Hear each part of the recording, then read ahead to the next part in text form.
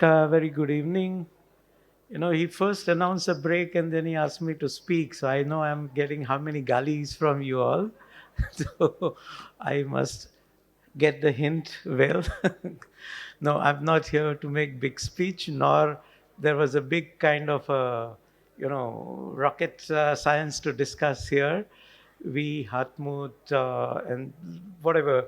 What we did think was that first of all, like thali, we should have a good flavor of different ingredients in terms of different scales, different issues. Because when so many luminaries from various parts of the country come in, we also have industry, we also have the budding architects, we also have the stalwarts here. So we thought that we could discuss, but we did. I mean, various topics come about, and I'm sure everybody have their own kind of niche to go by.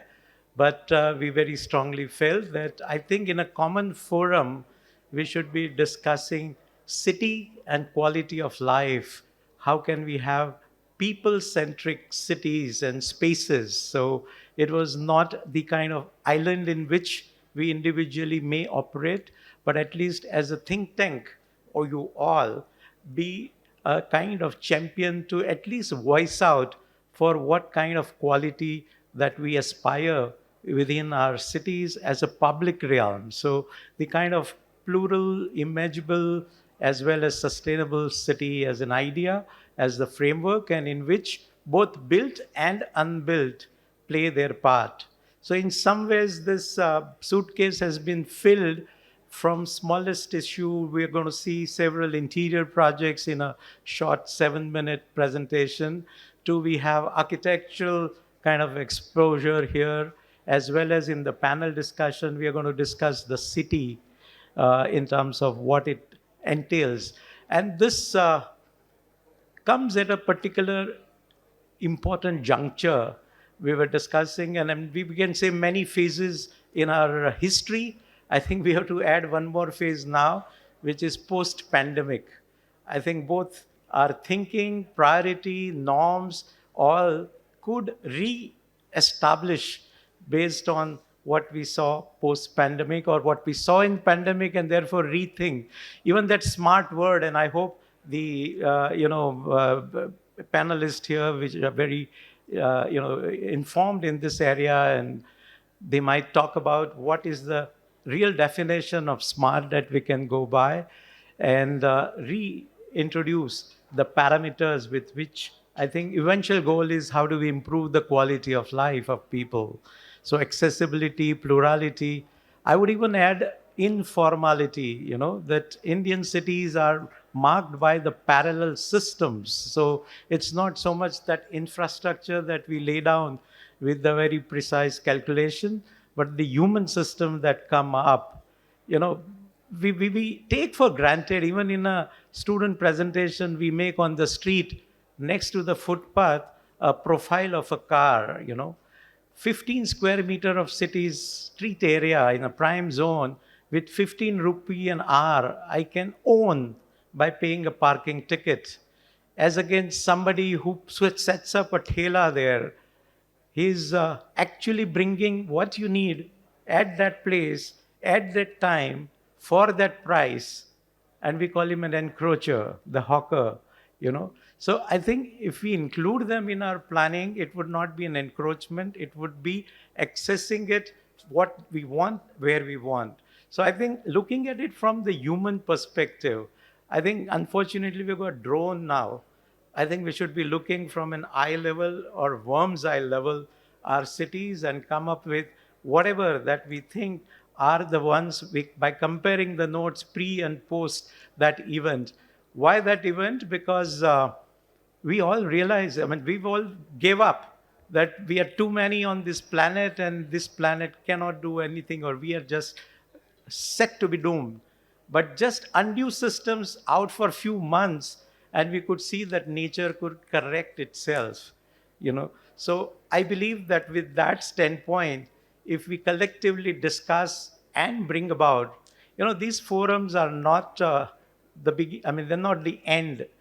Of course, dinner might be the culmination, but it's the beginning, and beginning for all in their own work. Through your work, you are creating this particular planet in that way, but also collective thinking. If such platforms can become a forum to become a voice for things to come up, I mean, I would hope and assume that we talk about the regulations, because this is something that some of our colleagues would might be forming, and they form a major part, like Ahmedabad used to have outdoor living as a norm. A lot of us slept on the terraces even till now, and that gave a lot of, not only the kind of access to outdoor spaces and made it accessible. Now we are making a lot of public spaces paid up and whatnot. So I think changing that mindset, and that 4 feet balcony is free of FSI. I don't think the world became, any lesser in terms of open space, but I think people were happier being able to extend outdoors in that sense. And by default, that 4 feet projection also meant that windows were better protected, your building was better, protected for sun, rain, and whatnot. And now no exposure, no this thing. It's very ironical that you can have 2 feet of architectural projection with this artificial boxing, but that cannot be your cupboard to insulate inside. That cannot give you a middle class 10 feet room, 2 feet extra to maybe make it better. You can't have 4 feet of your space and 2 feet that you get for the extension as 6 feet terrace. No. So I think if you think that these are regressive bylaws, we can probably come up with better direction and better answers to the quality of life that all of us, when we live in, can enjoy. And sitting here in Ahmedabad, the kind of image or character we used to swear by, I think if we can bring back, it's not turning the clock backward, or is it the XYZ infrastructure, the technology, or whatnot. And this is another thing that I believe we learned from pandemic. We had Skype, we had iPhones. It was useful tool, but I don't think those kisses in iPhone gave justice to the personal hug when we met. We flouted the bylaws and the restrictions to actually come out, sneak through the lanes, and actually meet people. So if we base our norms on two fundamental inevitables, I would say, the pillars, human to human bond and sort of sustainable symbiosis, and human to nature. And I think if we anchor ourselves into these two fundamental priorities, I don't think we would ever go wrong. We see uh, many vital cities like Jaipur, even today, comes across as a beautiful city. But imagine 300 years when Mr. Jai Singh thought of city, he said that I need artisans. Without artisans, there can't be a city. We did a earthquake settlement, and we're wondering that, okay, there are so many people, why are they asking for 15 more houses?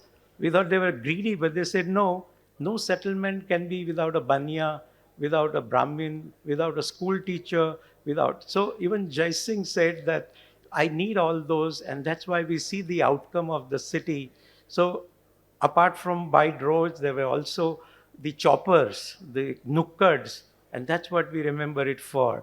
Amazing urban design where there's a control in 800-meter grid, but if you go inside, the pixel of 100 is no different from a pole. Every 100-meter could be every different pole put together.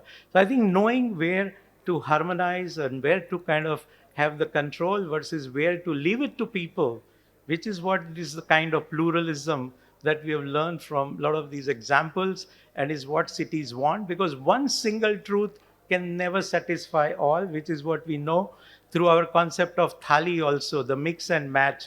Same ingredients served to all, but you as a designer of your bite, every bite can be a unique combination, and first to last bite need not be same, and you eating the same thali as I do, we cannot compare because my sequence, proportion, and the kind of combination may be different. So I think if you can make that thali as an idea of pluralism for everybody to partake into that, so with some framework and yet living lot for people to plug in.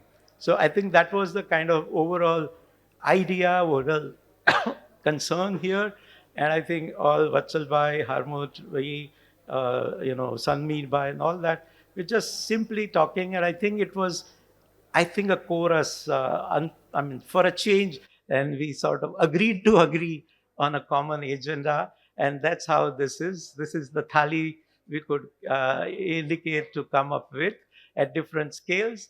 Of course, different ideas, no kind of compromise on the aesthetic and the sort of luxury, but I think being responsive and responsible to the planet as well as to the context in which we operate. So that was a overarching feel, and I hope that by the end of this day we all would have something filled into that particular notion of thali. Thank you so very much, and thanks for being here.